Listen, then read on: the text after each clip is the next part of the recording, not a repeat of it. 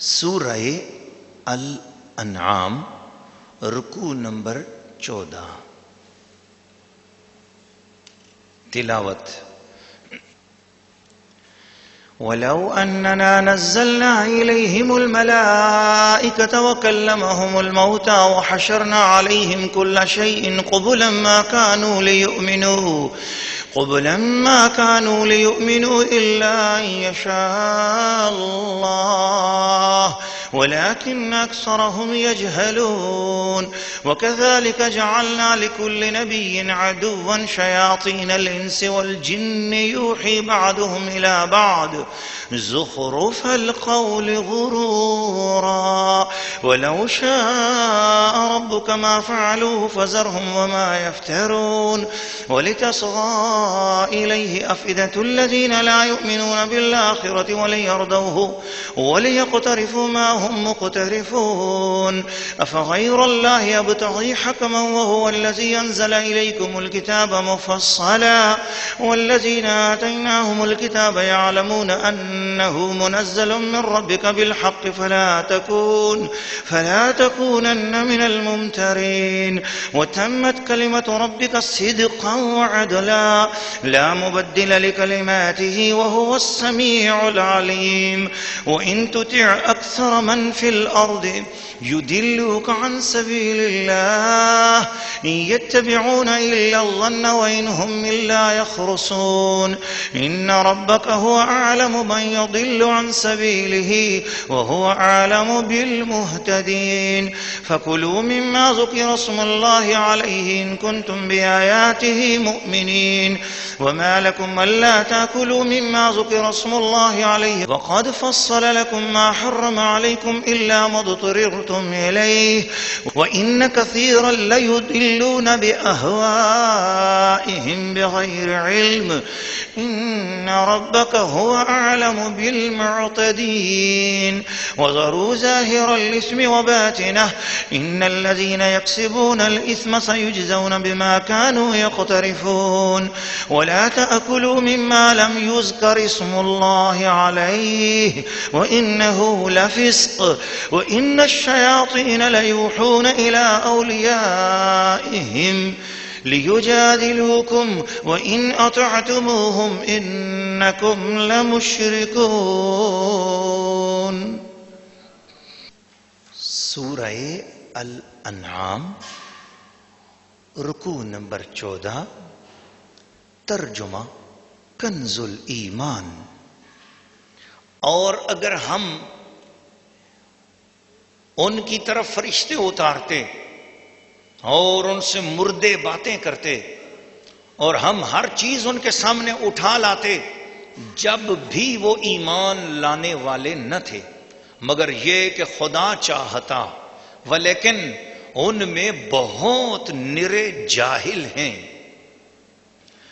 اور اسی طرح ہم نے ہر نبی کے دشمن کیے ہیں آدمیوں اور جنوں میں کے شیطان کہ ان میں ایک دوسرے پر خفیہ ڈالتا ہے بناوٹ کی بات دھوکے کو اور تمہارا رب چاہتا تو وہ ایسا نہ کرتے تو انہیں ان کی بناوٹوں پر چھوڑ دو اور اس لیے کہ اس کی طرف ان کے دل جھکیں جنہیں آخرت پر ایمان نہیں اور اسے پسند کریں اور گناہ کمائیں جو انہیں کمانا ہے تو کیا اللہ کے سوا میں کسی اور کا فیصلہ چاہوں اور وہی ہے جس نے تمہاری طرف مفصل کتاب اتاری اور جن کو ہم نے کتاب دی وہ جانتے ہیں کہ یہ تیرے رب کی طرف سے سچ اترا ہے تو اے سننے والے تو ہرگز شک والوں میں نہ ہو اور پوری ہے تیرے رب کی بات سچ اور انصاف میں اس کی باتوں کا کوئی بدلنے والا نہیں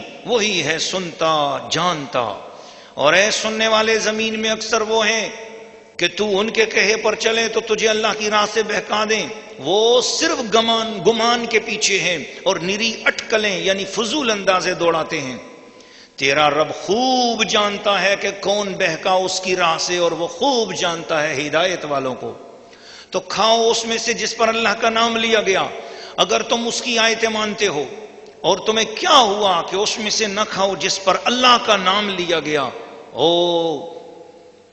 اور تمہیں کیا ہوا کہ اس میں سے نہ کھاؤ جس پر اللہ کا نام لیا گیا؟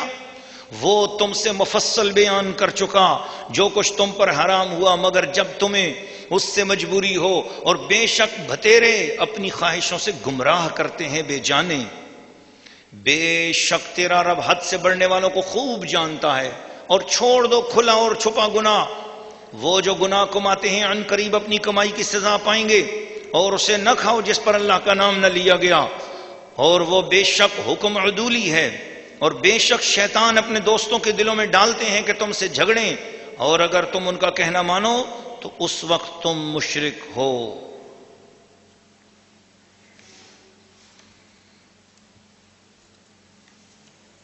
سورہ الانعام رکوع نمبر 14 تفسیر۔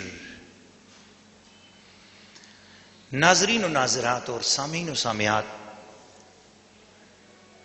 گزشتہ رکوعات سے آپ دیکھتے چلے آ رہے ہیں کہ مسلمانوں کے کسی بھی کام پر کافروں کی طرف سے، مشرکوں کی طرف سے اگر کوئی اعتراض ہوتا ہے تو اس اعتراض کا جواب اللہ کریم قرآن کی صورت میں عطا فرما رہا ہے۔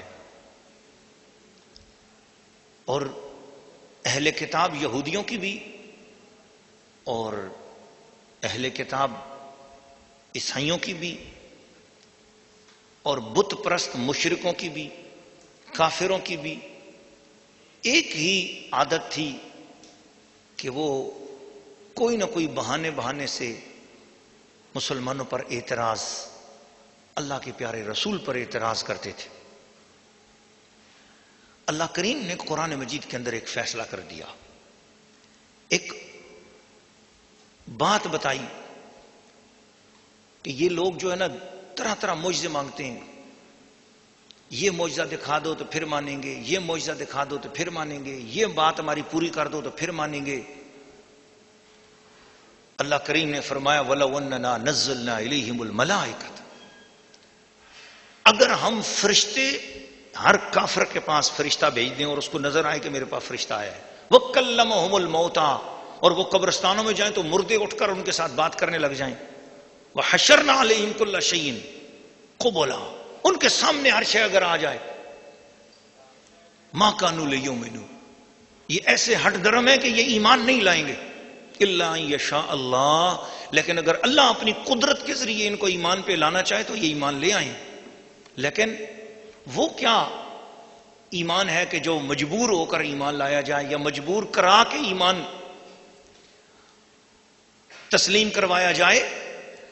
تو سب سے اچھا ایمان تو وہ ہے جو انسان خود اپنے دل سے مانے۔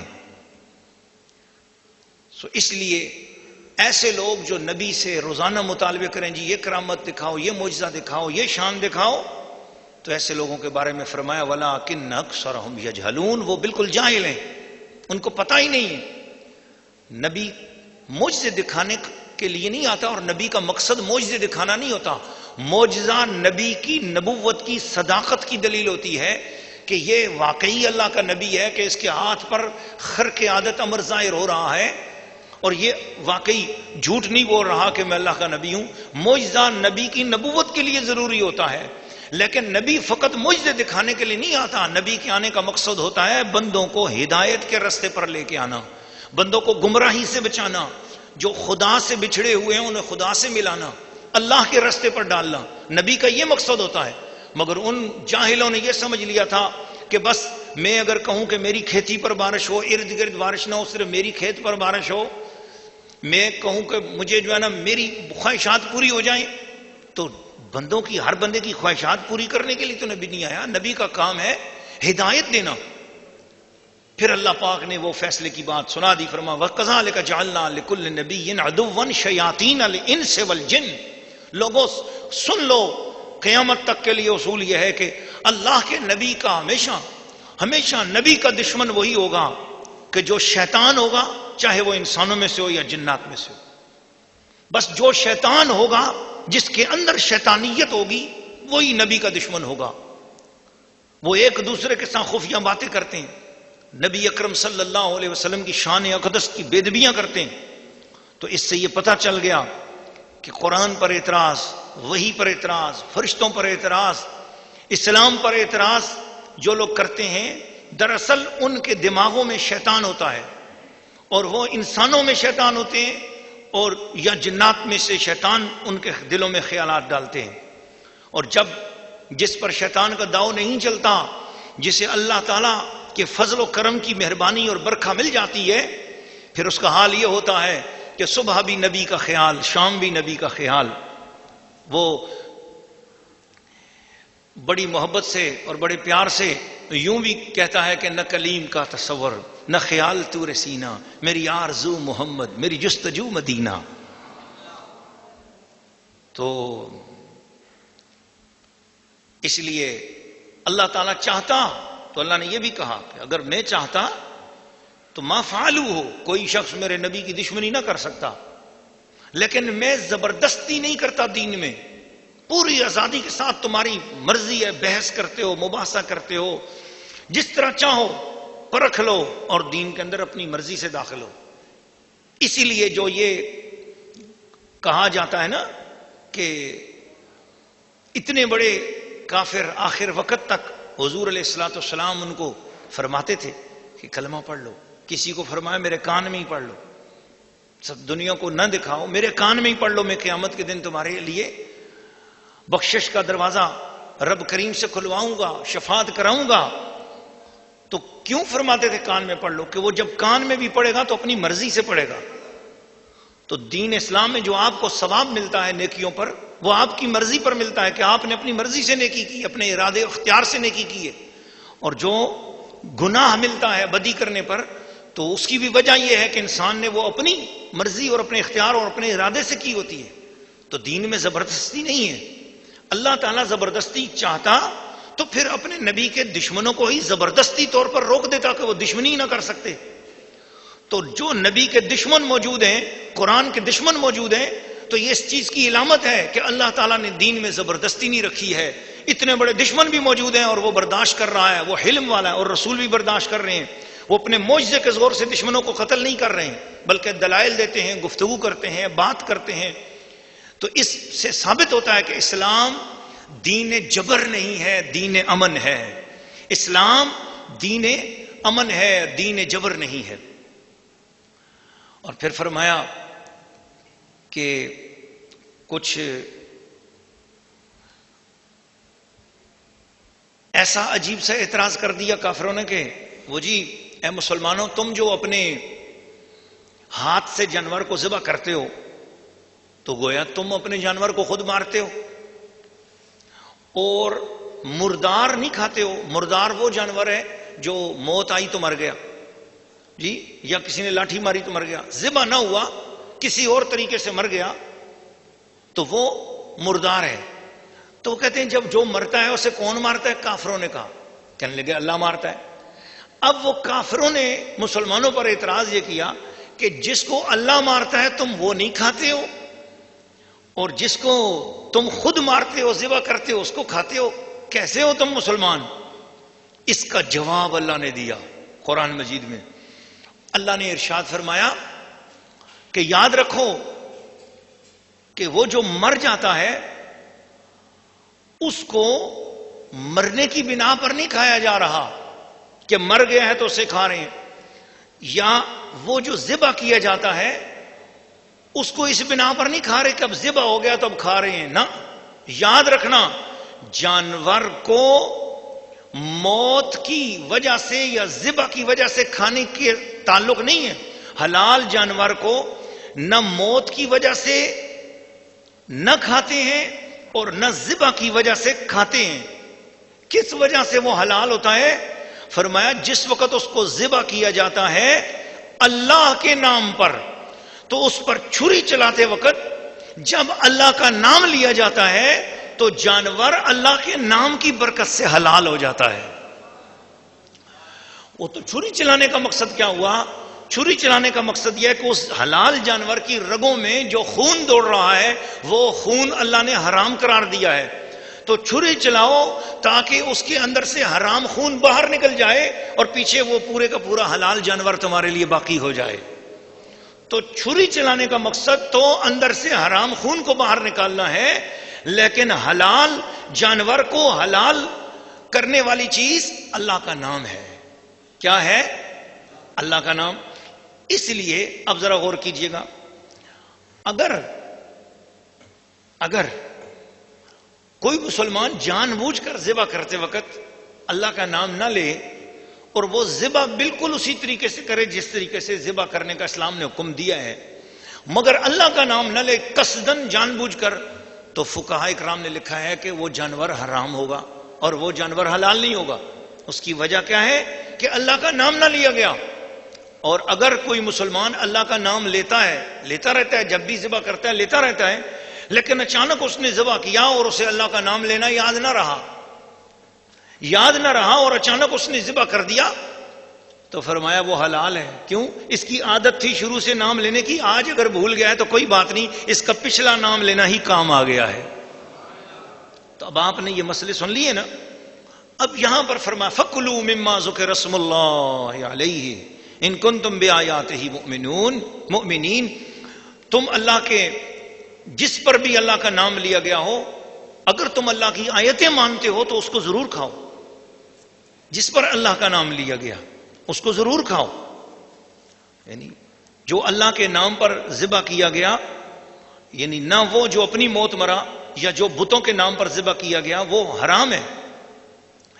حلت جو ہے وہ اللہ کے نام پر ذبح ہونے سے متعلق ہے. یہ مشرکین کے اس اعتراض کا جواب ہے جو انہوں نے مسلمانوں پر کیا تھا کہ تم اپنا قتل کیا ہوا تو کھاتے ہو اور اللہ کا مارا ہوا، یعنی جو اپنی موت مرے اس کو حرام جانتے ہو. تو یہاں پر یہ مسائل کا ذکر بھی حضرت صدر الفاضل سید محمد نعیم الدین مراد آبادی رحمۃ اللہ تعالی علیہ بیان فرماتے ہیں. تو اس سے ثابت ہوا کہ جس چیز پر اللہ کا نام لیا جائے وہ حلال چیز ہو تو اس حلال کھانے کو کھانا چاہیے. اور اللہ پاک فرماتا ہے اگر تم میری آیتوں پر ایمان رکھتے ہو تو جس پر اللہ کا نام لیا جائے اس حلال چیز کو کھاؤ.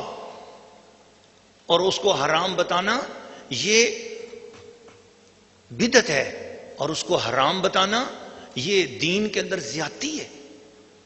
جس طرح آج صاف ستھرے کھانے پکائے جائیں، حلال کھانے پکائے جائیں، اور اس کو سامنے رکھ کر جب اللہ کا نام لیا جائے اور یہ کہا جائے کہ یا اللہ اس کا ثواب میرے ماں باپ کو دے دے، یا اللہ اس کا ثواب جو ہم نے پڑھا ہے اور جو ہم یہ کھانا کھانے والے ہیں اس کا ثواب ہمارے استاذوں کو دے دے، ہمارے بہن بھائیوں کو دے دے، اس کا ثواب حضور غوث اعظم محبوب سبحانی کو دے دے، اس کا ثواب یا الہ العالمین خواجہ اجمیری کو دے دے، اس کا ثواب داتا گنج بخش کو دے دو، اس کے ثواب فلاں ولی اللہ کو دے دے، اس کا ثواب فلاں امتی رسول کو دے دے.